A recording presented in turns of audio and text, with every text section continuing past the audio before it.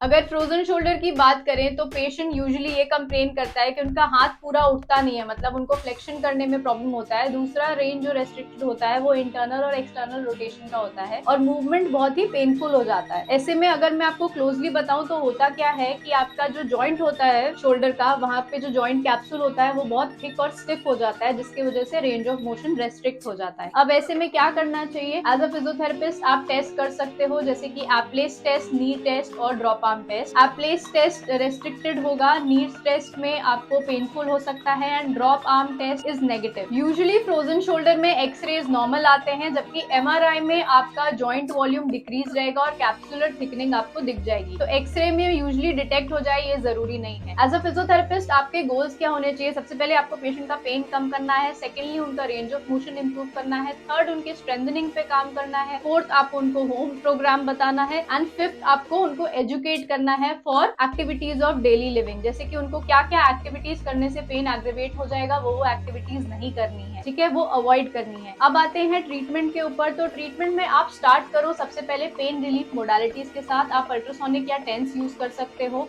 Depending on the patients case, उनको कितना pen है। सेकेंडली आप आओगे आइसोमेट्रिक स्ट्रेंथनिंग एक्सरसाइजेस पे। आइसोमेट्रिक एक्सरसाइजेस कराइए, रेंज ऑफ मोशन कराइए। थर्ड आप ग्लाइड दे सकते हो, मेटलिन ग्लाइड दे सकते हो ग्रेड 1 एंड 2 के लिए। और आप उसके बाद आओगे स्ट्रेंथनिंग पे with weights later on, range improve करने के लिए। और उसके बाद आप उनको होम प्रोग्राम बताओगे जहाँ पे basic stretching and strengthening exercises to be continued for the next 4 weeks कम से कम, और कुछ एक्टिविटीज जो उनको अवॉइड करनी चाहिए। अब अगर ऐसे में पेशेंट को डायबिटीज है तो उनको बोलिएगा कि आपको अपना डायबिटीज भी कंट्रोल में रखना है। I hope this video was useful. ये उन लोगों के साथ शेयर करिए जिनको कंधे में दर्द रहता है।